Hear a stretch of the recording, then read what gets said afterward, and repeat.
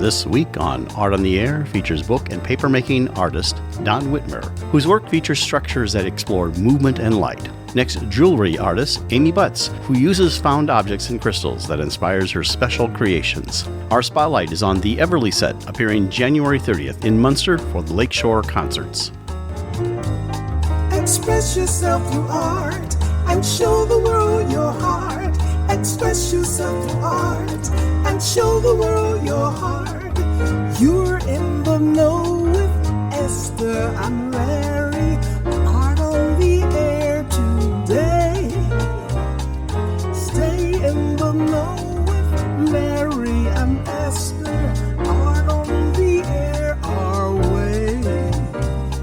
Express yourself through art and show the world your heart. Express yourself through art and show the world your heart. Welcome. You're listening to Art on the Air on Lakeshore Public Radio, 89.1 FM and WVLP 103.1 FM, our weekly program covering the arts and arts events throughout Northwest Indiana and beyond. I'm Larry Breckner of New Perspectives Photography, right alongside here with Esther Golden of The Nest in Michigan City. Aloha, everyone. We're your hosts for Art on the Air. Art on the Air is supported by an Indiana Arts Commission Arts Project Grant through South Shore Arts and the National Endowment for the Arts. Art on the Air is heard Friday at 11 a.m. and Monday at 5 p.m. on WVLP 103.1 FM, streaming at WVLP.org, and every Sunday at 7 p.m. on Lakeshore Public Radio 89.1 FM, also streaming live at lakeshorepublicradio.org, and is available on Lakeshore Public Radio's website as a podcast. Our spotlight interviews are also heard Wednesdays on Lakeshore Public Radio. Information about Art on the Air is available on our website, breck.com/AOTA. That includes a complete show archive, spotlight interviews, plus our shows are available on multiple podcast platforms, including NPR One. Please like us on Facebook, Art on the Air, WVLP, for more information about upcoming shows and interviews.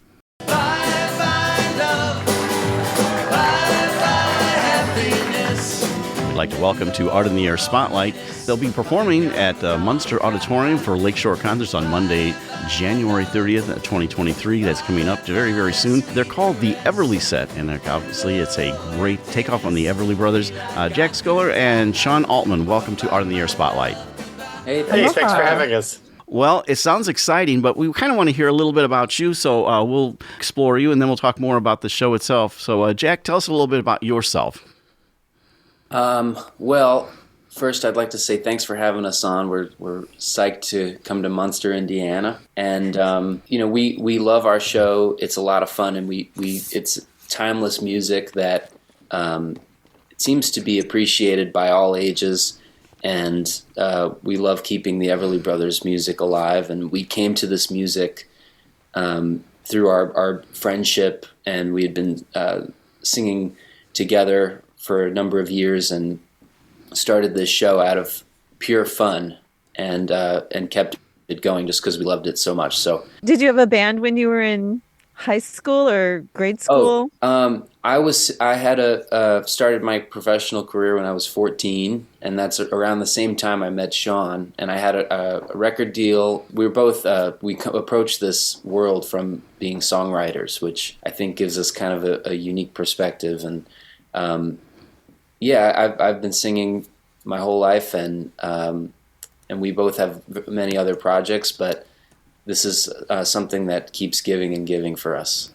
Excellent. Jack is being shy about the fact that he was a Disney recording artist. That's the soundbite I forgot to mention. He won't. It's hard for on stage. Neither of us toots our own horn. We toot each other's horns. He says all the... It's a good friendship. He lists all my accolades, and I list all of his. Did you know that Jack was featured in 17 magazine in their Hot Guy panel? Wow. That's right. So Giving we have dating advice to lovelorn teenagers. That's right. Hot Guy on Art in the Air Spotlight. So, Sean, let's tell us a little bit about you. And just before we got on the broadcast, I said my daughter, who's now grown up, is very familiar with something you wrote. And then you also established another thing called the Rockapella. So tell us about your musical history. Well, most importantly, I was featured in AARP magazine's Hot Guy panel. I'll put that out there. Giving dating advice to lovelorn seniors. geriatrics. I was one of the founders of Rockapella. 5 years into our existence, we got cast as the house vocal group on the television show Where in the World is Carmen Sandiego, and I wrote that song. And that song, it didn't pay for a new kitchen, but it paid for like new knobs on the cabinets. Right. And it's served me well. Oh, and by the way, that song was just named number 81 in the top 100 TV theme songs of all time by Rolling Stone magazine. Thank you very much, ladies and gentlemen. There you go. Well, wow. and it is a very catchy song, too. I mean, I, as soon as I see that, all of a sudden it plays in my head. But never as catchy as Bye Bye Love, Wake Up Little Susie, Kathy's Clown, or All I Have to Do Is Dream. That's that will haunt me forever. Well, and that's a great segue. So tell us about the show with the Everly set. So as Jack said, we met on stage when he was 14 and I was decidedly middle-aged, and we were paired together to sing one Simon and Garfunkel song at a Simon and Garfunkel tribute night in New York. And we harmonized really well, and we would see each other backstage occasionally, and we always gravitated toward Bye Bye Love and Wake Up Little Susie, because those were two-part harmony songs that we both knew. And after seeing each other backstage at various shows, we started guesting at each other's shows, and then we did a couple of very casual garden party performances together. And when he was 18, we started talking more seriously, but never really seriously, about, hey, we sound so good together. Maybe we should actually do something. But when he was 18, we said, all right, we're going to put together a 45-minute set of Everly Brothers music and play it at a small club. But it took so much work, not for him because he's a very good guitar player, but it took so much work for me to learn that 45 minutes of Everly Brothers music with him that I was determined that the act was not going to die after one performance. So I pitched it to some house concert people that I knew in the folk community, and we immediately got booked, and we started going over really well. And it really just blossomed from there. We never knew that there was a national market for this, but we made a promo video and we signed with an agent, and we've been touring almost constantly for the last 5.5 years or so. Excellent. So been, well, and we have just about a minute and a half left, believe it or not, in this very short interview. But you also do another combination of a famous duo. Tell us quickly about that. Yeah, we have another show, Forever Simon and Garfunkel, and we started it due to popular demand. And a lot of people who saw our Everly Brothers show would ask us to do a Simon and Garfunkel show, so we delivered. We're already touring it around the country. It's an equal amount of fun, and just another decade into the future past the Everlys. And we'd love to bring that to Munster sometime. Yeah, Simon and Garfunkel and the Everlys are forever linked, because the Simon and Garfunkel started out essentially trying to be the Everly Brothers. Okay, very good. Well, tell us quickly, we're just about ready to wrap up. Where are you going to be performing, when, and everything, so they can come see you? We'll be at the Munster Auditorium with Lakeshore Concerts, and we're very excited to bring our show to you. And that'll be Monday, January 30th at 7 p.m. there. We appreciate you coming on the Air Spotlight. The Everly Set, Jack Schiller, Sean Altman. Thank you so much for coming on the show. Yeah, thank you very much. Wake up, little Susie, and weep. The movie's over, it's 4 o'clock, and we're in trouble deep. Wake up, little Susie. Wake up, little Susie. Well, what are we gonna tell your mama? What are we gonna tell your pop? Art on the Air Spotlight and the full 1-hour Art on the Air program on Lakeshore Public Radio is brought to you by Macaulay Real Estate in Valparaiso, Olga Patrician, Senior Broker. And as a reminder, if you'd like to have your event on Art on the Air Spotlight or have a longer feature interview, email us at aota@brech.com. That's aota@brech.com. You're listening to Art on the Air on Lakeshore Public Radio, 89.1 FM, and on WVLP, 103.1 FM. We would like to welcome Don Widmer to Art on the Air. Don is an award-winning book and paper artist whose work incorporates hand printmaking, bookbinding, and printing to create works inspired by storytelling, both real and imagined histories. His sculptural artist books include his own writing and combines unusual book structures featuring movement and light. Don creates images within sheets of handmade paper using numerous layers of stenciled plant pulp. He focuses on bird and architectural imagery. Thank you, Don, for joining Larry and I on Art on the Air. Aloha and welcome. Hello. Thank you very much. Hello. Well, Don, we pleasure having you on the show. What we'd like to know is a little bit about you and your origin story, and where you grew up and how you developed. Like I like to say, how you got from where you were to where you are now. So tell us about yourself.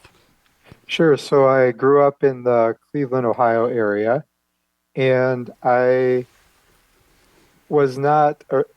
had always taken art classes and been interested in art, but that wasn't what I pursued initially. I pursued music, and I got a music degree, and for many years I was a music librarian. So I worked in libraries for about 13 years and was around music and performing a little bit. I play piano. So towards the end of that career, I had started taking some community workshops I had moved to Chicago by that time. And I had started taking some community classes at the Columbia College Center for Book and Paper. And I just fell in love with those types of processes. I'm talking about printing and bookbinding and papermaking. So I said goodbye to my library career, and I enrolled full-time in the MFA program at Columbia in Book and Paper Arts. And since then, I've been a full-time artist. So what did you gravitate toward in elementary school and up through high school? What art mediums did you enjoy then? It was a variety of things. I think mostly I did drawing. So my high school, I was lucky. My high school, Normandy High School in Parma, Ohio, had a vocational art program. So I was able to do art 3 hours a day. I wasn't sure at that time if I would pursue it, but most of what I was doing was pencil drawing or pen and ink, and that has always stayed with me. When I started at Columbia, I was mostly doing print processes. So this is, I'm talking about relief printing, like letterpress or block printing. And a lot of my paper making now, the imagery that I do, I think my aesthetic is inspired by that line drawing that I had always done, and that sense of thinking about layering of images that happens in printing. I bring that to my paper making as well. I know the way you describe it too. It is they're both, well, they're all interchangeable, but you can just see how that has informed your work. I mean, and the detail you get with the plant pulp is amazing. But we should probably go back to the for our audience about making paper, because I think everybody's familiar with the paper that we use just generally and that process, but not very many people are familiar with using plants to make the pulp to make paper. So maybe you can take us through your process. Sure. So I can either start with sort of pre-prepared material, which I get from papermaking suppliers, and this would be sheets of cotton that's already pre-cooked and dried. And I can start with that and reconstitute it to create the pulp that I use to make my paper. But more and more often recently, I'm starting with the plant itself. And you can make paper from any plants, anything that has a cellulose structure, but it's a lot of experimentation with different plants. So I will use local plants like hosta or daylily or iris, and I will cook that material down with what's called a mordant. I use soda ash, and this removes the acidity from the fiber and helps break it down a little bit. So by the time I rinse the fiber, it's soft enough for me to beat that material into a pulp, which I use to make my paper. And that process of cooking with the soda ash results in what would be an archival sheet, so there's no acidity in it. And I'm testing it sort of like a little bit like being in a science lab or a chemistry lab. I can test that fiber with a pH strip to make sure that it's at a neutral point and it's not going to decay or become brittle over time. Well, I have a tiny world sort of question. My good friend is Andrea Peterson. Do you know Andrea Peterson? Yes, yes. I figured, I think everybody in the world knows Andrea Peterson. So I've been in her studio quite a bit. And so I'm sure you're familiar. So I'm familiar with the pulp painting because she does that as well. So what informs your plant decisions? Do you have your idea in mind of what you want to do and then you know which plant then would be the best carrier for those ideas? Sometimes, and I think that happens more and more. When I started out, it was a lot of just experimenting to see what kind of paper I got from the different plants. And so I was just working with whatever pulp I had available at a particular time to create my imagery of the birds or the architecture. I would just use whatever pulp material I had. But sometimes I am looking for a specific type of plant or uh, texture that I have in mind for a particular piece. For example, if I want to put a watermark into a piece of paper, and this would be a mark in the paper where light can come through, where the paper is thinner at that point. I know that cotton will give me the best results, and for that type of a mark. Um, Andrea Peterson actually suggested to me I have a series of pulp paintings with imagery of steel yards Mm-hmm. and with a lot of steam and the structures of the pipes of the steel yards. And she suggested that I use corn as a Midwest plant related to the Rust Belt and the whole steel industry. And I hadn't thought of that, but she gave me a whole bunch of corn from her farm, Yeah. which I used for the first time and really enjoyed the results from that.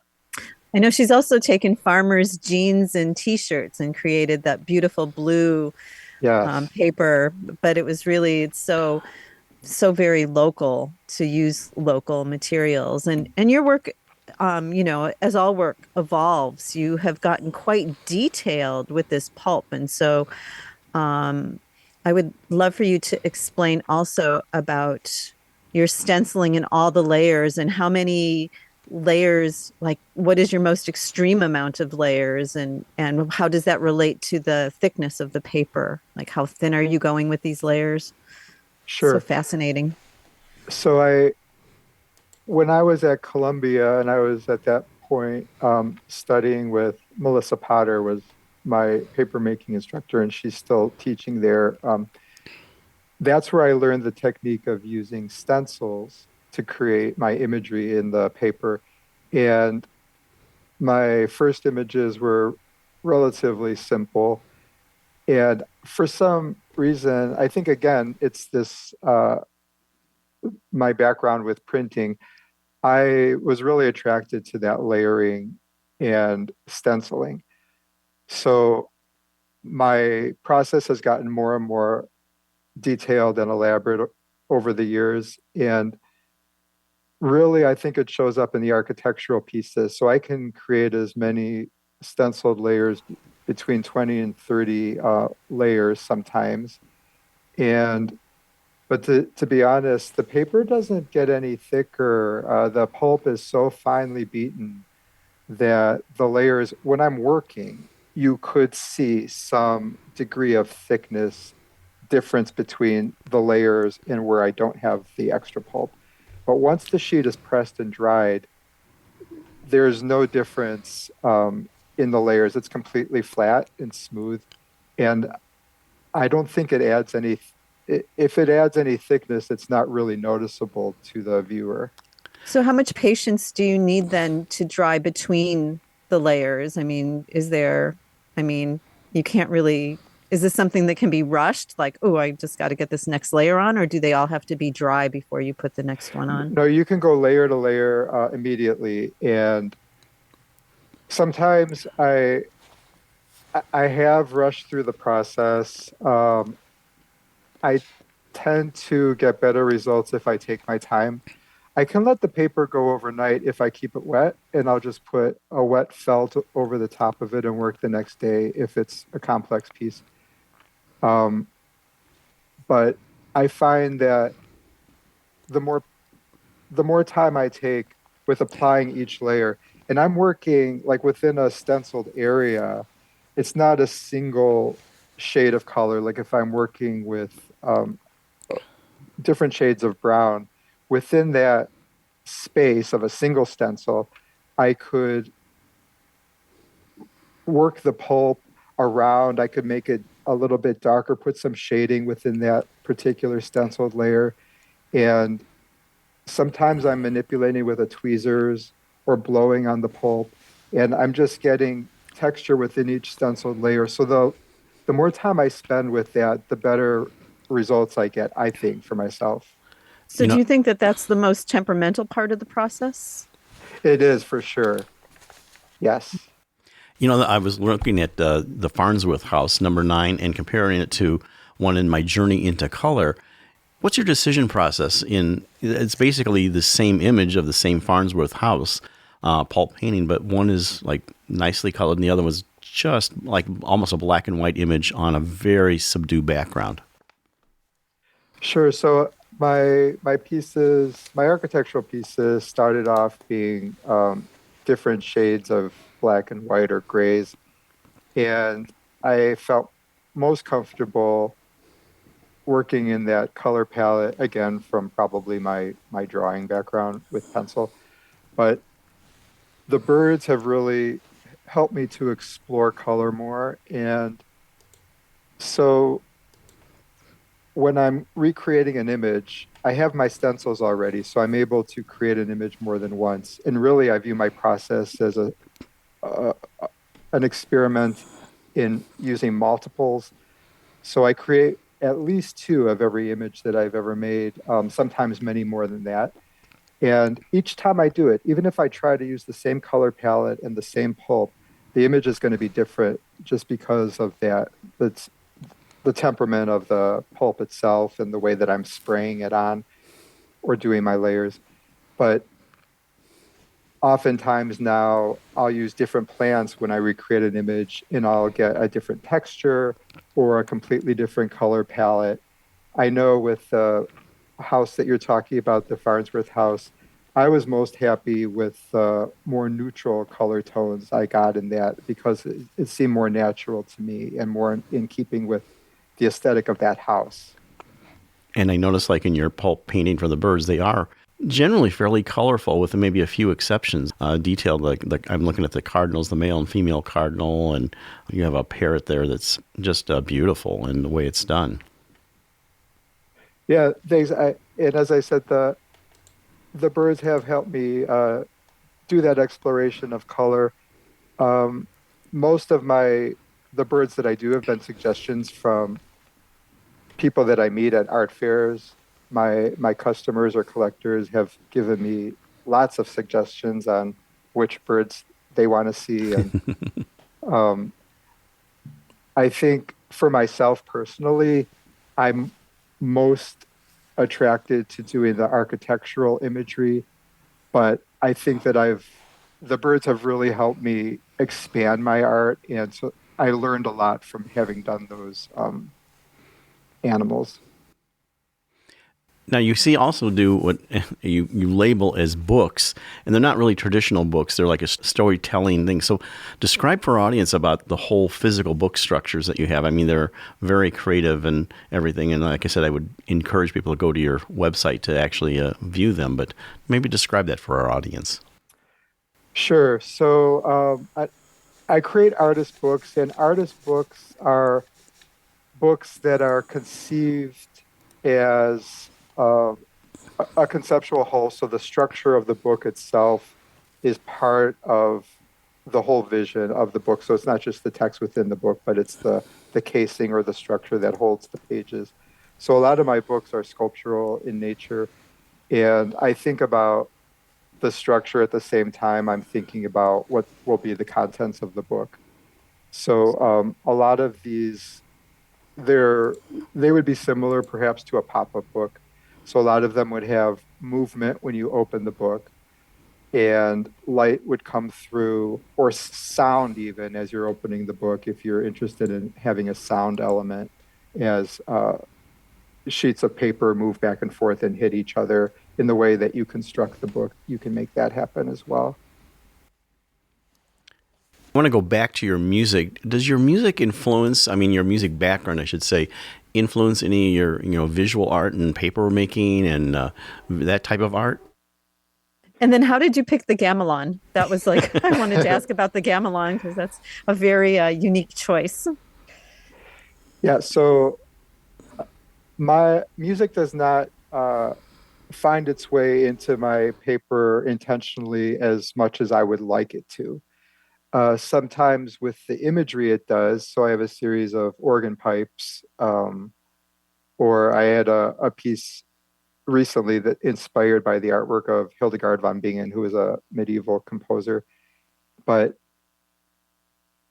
I would say the closest that music has entered into my work has been with the books, books that I know I wanted to create some sound element.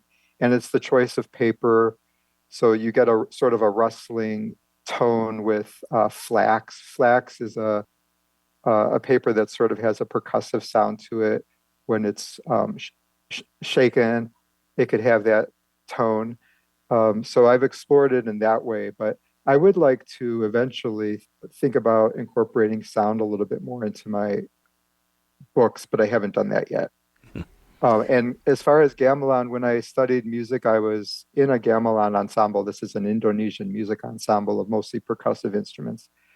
Just recently, I would say about 7 months ago, I discovered that there is actually a Javanese gamelan ensemble right directly across the street from me. I literally walk across the street to rehearsals. When I found that out, I had to join it. Oh, excellent. So, Don, what do you find is the most limiting aspect of working with this medium, and then how do you adjust for that? One of the things I think is that the pulp doesn't like to be controlled. So it's always sort of a struggle with the pulp to get it to do what I want it to do. And that's definitely a limitation for my own personal aesthetic. It's helped me to loosen up just the way I think about imagery a little bit, but I think that's a limit. I can't get the type of detail I can with a drawing, for instance. And Yeah, but it seems like you've really solved some of that, like with incorporating just fibers, using the tweezer and just placing fibers to get some of that detail, which is it's so beautiful. Thank you. Yeah, I think that I have been able to get a certain level of detail that I'm going for, but I think I'm almost reaching a point where I want to start exploring possibly a more looser form of imagery, because I've almost gotten to the extent where this is as much detail as I want to put into Sure. my paper. So we'll see where that takes me, but I would be interested in maybe exploring a more loose form of creating my imagery possibly in the future. What do you mean by that? I mean, so is that your next challenge then? And It could be. The more I meet other paper makers and people that work in pulp, like Andrea Peterson and others, I see everyone has a completely different style, which is amazing and really exciting. And I'm inspired. We probably inspire each other, but I might want to collaborate or work alongside another paper maker whose work that inspires me or I think is really interesting, and maybe learn different techniques of working with the pulp. And this could be a path that I take in the next couple years. Uh, I'm thinking out loud here, but there's a particular person up in Wisconsin named Meg Black, and she works with the pulp in a completely different way than me. And she works with really overbeaten abaca, and she can create three-dimensional texture in her pieces. They almost look like impressionist landscapes. Mm. Yeah, I like abaca a lot. It can do so much, and that translucency is just so beautiful. It is, really is. Don, do you have any exhibits that are forthcoming or other types of exhibitions that are coming up in 2023? Well, my next one is in South Bend. It's an art fair. I'll just be showing with about 50 other artists. It's called For the Love of Art, and it's at Century Center in South Bend. That's March 4th and 5th. That's my next art fair. I'll have my schedule for the upcoming year posted on my website, which is dwhitmer.com. And other than that, I'm doing a collaboration with a series of music events. So this is called Rendezvous Arts, and they pair an artist with a musical ensemble. So I've been paired with a Baroque music ensemble, and that's something that I'm looking forward to. So that's a series of 3 concerts, so that'll be coming up in May. What will that include? I mean, what is your involvement? I'm able to show my artwork and talk about it before the concert event happens, and my art might be on stage with the performers or in the lobby. And we'll try to create work that's somewhat has a musical theme to it. Oh, how interesting. Well, we appreciate you coming on Art in the Air. We also are familiar with Sheree Johnson and her For the Love of Art Fair in South Bend. Have had her on the show. We appreciate that. That's Don Widmer. He is a paper and book artist. You can find him at dwhitmer.com, also on Facebook and other social media. Thank you so much for coming on Art on the Air. Thank you. Thank you. It's really interesting. Thank you. And as a reminder, if you'd like to have your event on Art in the Air Spotlight or have a longer feature interview, email us at aota@brech.com. That's aota@brech.com. This is Karen Maravilla of It's Just Serendipity and an arts advocate, and you are listening to Art on the Air on Lakeshore Public Radio, 89.1 FM and on WVLP 103.1 FM.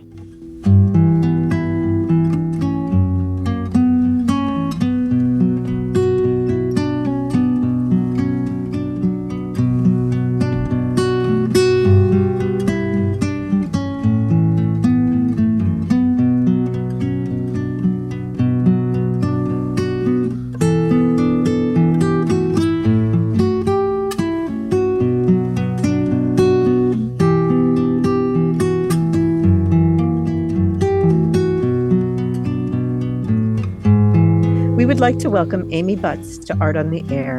Amy is a Chicago-based metalsmith and jewelry artist. Much of her work uses found objects repurposed into original jewelry. She calls them wearable nostalgia.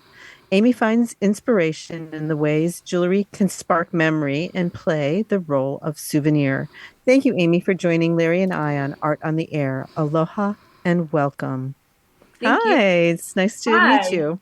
Thank you for having me. I'm so excited to share my work and my history and my story with you about how I became a metalsmith. Well, that's exactly what we want to know. And I always like to tee it up, your origin story and how you got from where you were to where you are now. So tell us all about Amy. So I've lived in Chicago for probably over 25 years.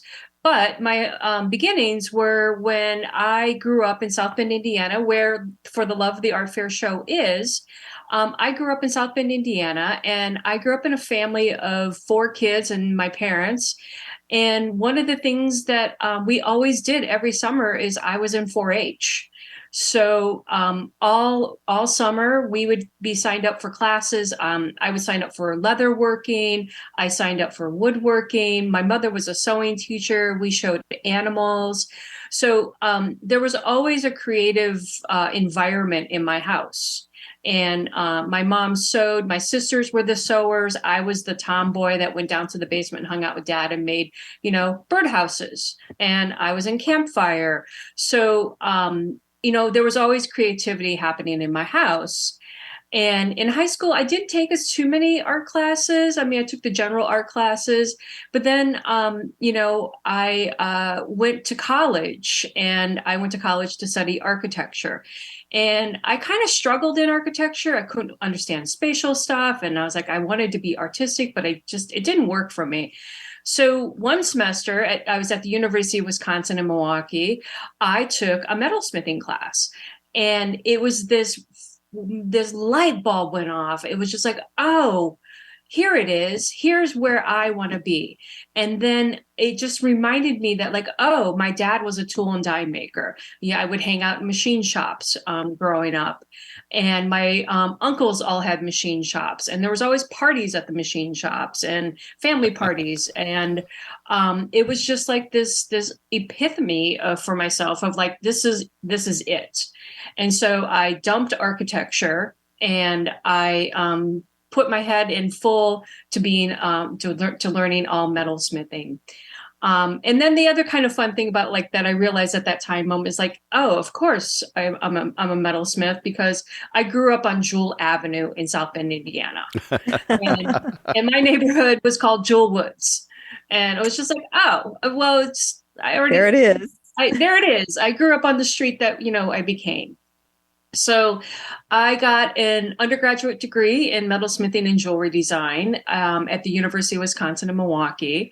And then I took a year to, I think I had a job, and I was just kind of hanging out in Milwaukee. And I took a year to kind of decide whether or not I wanted to go to graduate school. And so I did choose to go to graduate school, and I was either going to go out to New York, or I was going to go to Kansas, or I got accepted at the School of the Art Institute here in Chicago. And I chose the Art Institute, and I chose it because I wanted to take myself out of what I already knew and put myself into an environment I didn't know, which was fabulous because it was this access to teachers I've never, in medias I've never met. It was the beginning of the internet. So it was like, that was exciting. And I also just got to study with people that I've never imagined I would study with if I just went to a traditional program. So I graduated from grad school there. And what was interesting is my undergrad, I did a lot of small sculptures, but in graduate school, I sort of veered towards more adornments. And my MFA show was 6 jewelry vending machines that I installed for my thesis. And then I installed in the city of Chicago. So I did that for a little bit. And after graduate school, I got a job working for another jeweler. And that opened up my world to gemstones and production work and how to produce something handmade versus something that might be wax carved and produced and molded and things like that. And I was around all these gemstones, and it was a really extremely fabulous experience to have worked for, her name was Eve Alfier in Evanston. And she was such a prolific jewelry designer. And at the same time, I was starting my business. And so she was also a mentor in that way. She mentored me in my business. And she also gave me a small loan to start my studio. And I paid her back. Oh, wow. Wow. So it's just really, I've had a very generous, experience with them and with working for Eve. And then during that time, I discovered that I've always loved working with found objects, but being around gemstones, I was always like, wow, this is expensive. And so one day I was wandering through a antique store, and I found chandelier crystals, and I'm like, wow, they look like gemstones. Enormous diamonds. Yeah, enormous diamonds, but cheaper. And so I started playing with them. So I'm actually wearing a couple of my pieces. And so I started playing with them. And so it's been, over the last 20 years, I've developed this style of working with this one found object, which is chandelier crystals. Out of that, out of working for Eve, and then I started my business, and then along came teaching. I had an opportunity to teach jewelry classes. I started off at the Dominican University here out on the west side of the city, and then I actually ended up going back to University of Wisconsin in Milwaukee and teaching for 2 years.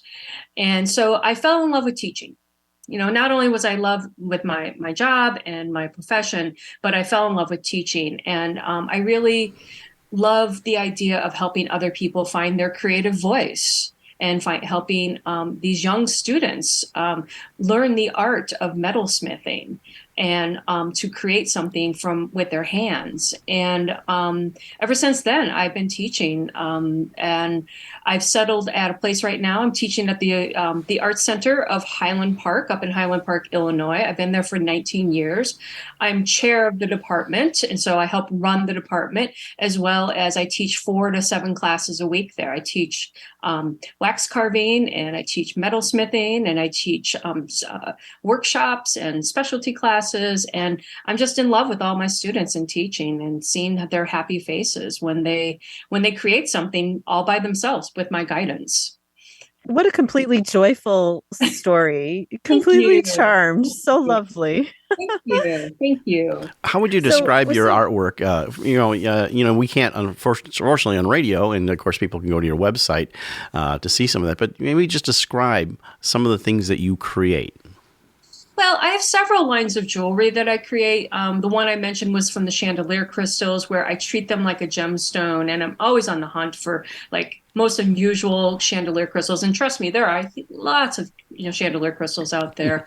And then I have a whole woven series where I hand weave rings and bracelets. So they're all out of sterling silver, hand woven. And then I have a crown ring series where they're all handmade crown rings with gemstones going around the tops of them. Some do, some don't. There's different gold and silver combinations. So I love hand making things.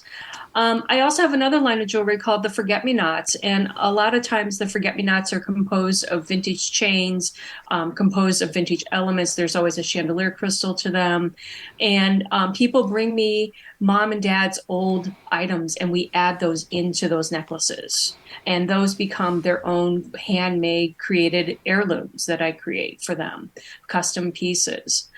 And then there's the autograph pieces, which I growing up, I was always a collager. So my mom collaged, and so I loved collaging, doing decoupage and stuff like that. So I do a lot of collaging, and over the last 30 years, I've collected vintage recipe books and shorthand books, and my love is old autograph books, because I love reading them, because there's such a time jump, and you get to read things. You're like, wow, that's how they said that. Or so I use those, and I collage those, and I have a thing called the autograph series.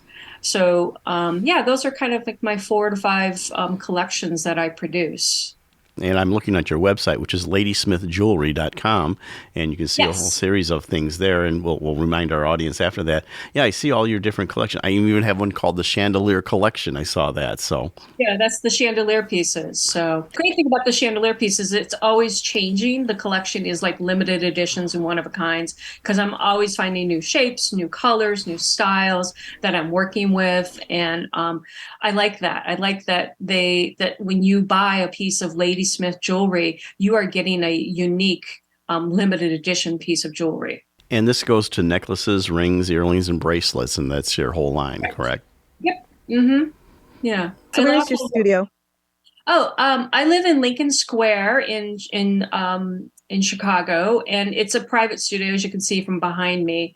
It's just the studio that's actually in the building I live in, and I've been so fortunate to find this little gem of a studio, so I can come downstairs and get to work whenever I want. I mean, it looks so. I mean, from what I can see, just what I can see right now, it looks like oh no, okay, now it changed. That little bit I saw, it looked like it was staged for retail as well, but I can see now that it's not. It is No, your studio. it's a working studio. It's a complete working studio. So it's just that's just fodder behind me. So do you cast as well, or is it just So fabrication? I teach wax carving and casting at the Art Center in Highland Park, and I have a beginning and advanced class, and so we do it up there. The studio's not large enough for that, but one of the things about teaching is like I get the bonus of being able to make things in castings. It's not my favorite process. I'm a fabricator. I love having like the inspiration from an object and then running with it and fabricating around it. But wax carving is not my strength, but I enjoy teaching it, and my students take off from there. Like I have students that surpass me, which is awesome because that's the purpose of teaching. I mean, that is, yeah, it is. And actually you chose such wonderful cities to be inspired in as well. I mean, Milwaukee is just amazing for its arts. And I've then actually thought about moving back to Milwaukee because it's such a great art community, and I it have is a friends who live up there. You're listening to Art on the Air on Lakeshore Public Radio, 89.1 FM, and on WVLP, 103.1 FM. Yeah. And then the Art Institute, what's not to be inspired, just walking, so when you went to the school, it was in the building of the Art Institute, right? Or was So it? the sculpture, I jumped myself from a metalsmithing department to a sculpture department. So the sculpture studios were behind the Art Institute on Columbus Right. Avenue. So that was the main building. But I even did an internship in the museum for a couple summers there. I did a conservation internship because I was interested in that. So I got to go to the basement of the basement of the basement of the Art Institute to see their collections, which was pretty cool. To go see Yeah, like a 13th century anvil and 13th century forging tools, which was really was an awesome experience as well. I had the same type of experience, but at the Field Museum, it is like just amazing to go into the inner Yeah. workings of a facility like that. Yeah, yeah. And Chicago, I never imagined I would end up staying in Chicago, but it's such a fabulous city. It has, great opportunities for artists to do art fairs. I do art fairs during the summer. I usually teach on Saturdays, but I take the summers off where I can do also art fairs. So I do the, local art fairs. I do a couple art fairs up in Milwaukee. And like the Love of Art Fair, which is I'm doing in March. And the largest gift show in Chicago is called the One of a Kind Show, and that is always the first weekend in December. And they also have a spring show, which was coming up in April. The Spring One of a Kind Show it's the last weekend of April. So I do that. Like How many years have you been doing one of a kind? 14. Yeah. 14 years. Yep. It's a fabulous show, and and going to shows is a really great way for me to get myself out there and meet customers who I get to make custom work for. They see what I do, and they're like, "Oh, I like this," and then they come to my studio, and we make custom work for them as well. So that's what I love, why I love doing art fairs. It's not my full-time gig, but it's a different level of connection that I get with my customers. And I've met a lot of longtime customers doing shows who have become collectors of my work. And do you go wide in your art fairs, like all over the country, or is it mostly in the Midwest? No, I say Midwest. I do the For Love. That's the one, the For Love art fair that Shireen Johnson does. I do one in Milwaukee. I do a couple in Milwaukee, and that's about it. That's about as far as I travel, because I do have a teaching job. I teach during the week, and I also teach, teen summer camp. So that comes up too during the summer. I have a week of teaching summer camp. What do you is that in jewelry or is that other? Yep. I love teens. Teens are awesome. They're challenging, but if I can give them a creative voice and inspire them to continue. Maybe in college they'll take a metals class, or in high school they'll take a metals class, and they'll I mean, I have actually teens in my adult classes, and that's, I love having them, because if they are interested in art, I want to keep them interested in art and give them an experience that's going to inspire them to be interested in art, whether or not they continue to take my class. Maybe they'll go take ceramics or painting or drawing. So yeah. You touched on this a little bit, but where do you get some of your found objects? You just as spot them. Like, I know in photography, sometimes I don't go out with a specific shooting mission and then shoot things. So I don't know, where do you find your objects that are your found objects that you put into your Well, Larry, jewelry? I've been collecting for years. Even long before I started making jewelry, I've been collecting things for years because I love vintage things. Like, my apartment's decorated mid-century modern, but I've been collecting that kind of stuff for so long that I have good stuff. And I just been, garage sales, flea markets, online, before online, it was always flea markets and garage sales. I was lucky enough to be able to access, I've been lucky enough to access people's personal collections. I had a woman one time, there was an article in the Chicago Tribune about me years ago, and she saw that I made jewelry out of chandeliers, and she wrote me a letter and said, come to my house, contact me, come to my house, and I have a chandelier for you. Well, she gave me this beautiful mid-century modern chandelier, these beautiful old vintage crystals. I made her a necklace and a bracelet and sent it to her after she gave them to me. So, it's just connections. People connect me. They're like, oh, you like chandelier crystals? I have these. And so people give me things as well. And, there's eBay, there's Etsy, so just I'm always on the out looking for new materials. Yeah, that sounds great. And something we haven't touched on, but we have with some of our guests, is how did COVID impact you?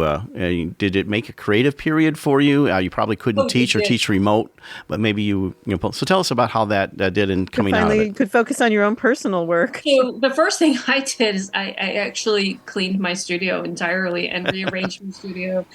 And yeah, I did. I actually, because teaching 5 to 7 classes a week takes me away from my studio. So it was like focus. I just focused on my studio practice. I just started making work, and it was really lovely to just make work without, having to have it go someplace. I could just make work. So I always say that in jewelry making, we're always making parts, and those parts will end up being something or scrap. So I just, put my head down and worked and enjoyed having uninterrupted, devoted studio time. And I was not down for very long because the Art Center in Highland Park went back to classes in July, and we just with safety measures. So that was nice too, to be connected back to that community. But it was good to have 4 months of just working, and shows were canceled, and that was okay because that's how it went. And I got a lot of work done, and it was nice. And I adopted a dog like everybody else. What do you like to do outside of jewelry making? Well, I like to work out and do triathlons and hang out with my friends. I have standing time with friends, like standing dates that we try to get together and spend times with my friends and my children and my family. And I'm also an awesome cook. Oh, very good. What do you like to cook? I'm mostly vegetarian foods. Okay. Give me a cookbook. I'll find a recipe. And we touched on that, and Shireen Johnson was the one who put us in touch with you because this show will be 2 artists, yourself and the one we had previously. But tell us about the Love of the Art Fair. That's going to be March 4th and 5th. And you've been there how many? This is my 3rd year at Third the year? For Love of Art Fair. And I love it because it's a hometown show. And people that don't have the opportunity to come to Chicago, like at the One of a Kind show to see me, my friends at home, they come see me at that show. So it's a lot of laughter at my booth, as well as like few sales here and there. And it's one of the joyous shows I've been in for that reason. And I stay with my sister. I get to see my sister, and it's just a lovely show that's well attended. And I get to, like I said, have reunions in front of my booth. There's a lot of like, oh my God, I haven't seen you for so long. And I say, here's my collections. Here's what I do. And like, oh, wow, that's so amazing. So it's really one of the things I love about it. It's like, it's this great hometown reunion for me. And it feels very proud to come back to South Bend. Is there a jewelry, they're like your children. Is there a piece that you just never can part with that you say, I've created this and this is not going? A lot of my first. A lot of my first used to go to my mom, but a lot of my first I keep. And, sometimes I make a piece, like I just finished a piece yesterday. I'm like, I'm sending that to my friend. I'm going to send this off to a really wonderful friend of mine. Yeah. Well, we're just about ready to wrap up, Amy. So tell us about how people can find you online, Facebook, social media, and tell us once again about the South Bend Art Fair. So you can find me in Chicago shows. In fact, next month, I'm going to be at a show called the Chicago Artisan Market, which is February 11th and 12th. You can find me at ladysmithjewelry.com, and you can email me through Ladysmith Jewelry as well. If you have a custom piece that you were thinking about creating. You can find me Ladysmith Jewelry on Facebook and Ladysmith Art Girl on Instagram. Love those art girls. Well, we appreciate you coming on Art in the Air. Again, that's Amy Lutz. She's going to be at the South Bend Century for the Love of Art Fair. Cherie Johnson, who we've had on the show several times, on March 4th and 5th. Thank you so much for coming on Art on the Air. You're welcome. Bye-bye. Yeah, many thanks. We'd like to thank our guest this week on Art on the Air, our weekly program covering the arts and arts events throughout Northwest Indiana and beyond. Art on the Air is heard Friday at 11 a.m. and Monday at 5 p.m. on WVLP 103.1 FM, streaming live at WVLP.org, and every Sunday at 7 p.m. on Lakeshore Public Radio 89.1 FM, also streaming live at lakeshorepublicradio.org, and is available on Lakeshore Public Radio's website as a podcast. Our Spotlight interviews are also heard every Wednesday on Lakeshore Public Radio. Thanks to Tom Maloney, Vice President of Radio Operations for Lakeshore Public Radio, and Greg Kovach, WVLP's Station Manager. Our theme music is by Billy Foster with a vocal by Renee Foster. Art in the Air is supported by an Indiana Arts Commission Arts Project Grant through South Shore Arts and the National Endowment for the Arts. We'd like to thank our current underwriters for Art in the Air on Lakeshore Public Radio, Macaulay Real Estate in Valparaiso, Olga Patrician, Senior Broker, and for WVLP, Walt Breidinger of Paragon Investments. So we may continue to bring you Art on the Air. We rely on you, our listeners and underwriters, for ongoing financial support. If you're looking to support Art on the Air, we have information on our website at breck.com/AOTA, where you can find out how to become a supporter or underwriter of our program in whatever amount you are able. And like I say every week, don't give till it hurts. Give till it feels good. You'll feel so good about supporting Art on the Air. If you're interested in being a guest or sending us information about your arts-related event or exhibit, please email us at aota@breck.com. That's aota@breck.com, or contact us through our Facebook page. Your hosts were Larry Breckner and Esther Golden, and we invite you back next week for another episode of Art on the Air. Aloha, everyone. Have a splendid week. Express yourself through art and show the world your heart. Express yourself through art and show the world your heart. You're in the know with Esther and Larry. Art on the Air today. Stay in the know with Larry and Esther. Art on the Air our way. Express yourself through art and show the world your heart. Express yourself through art and show the world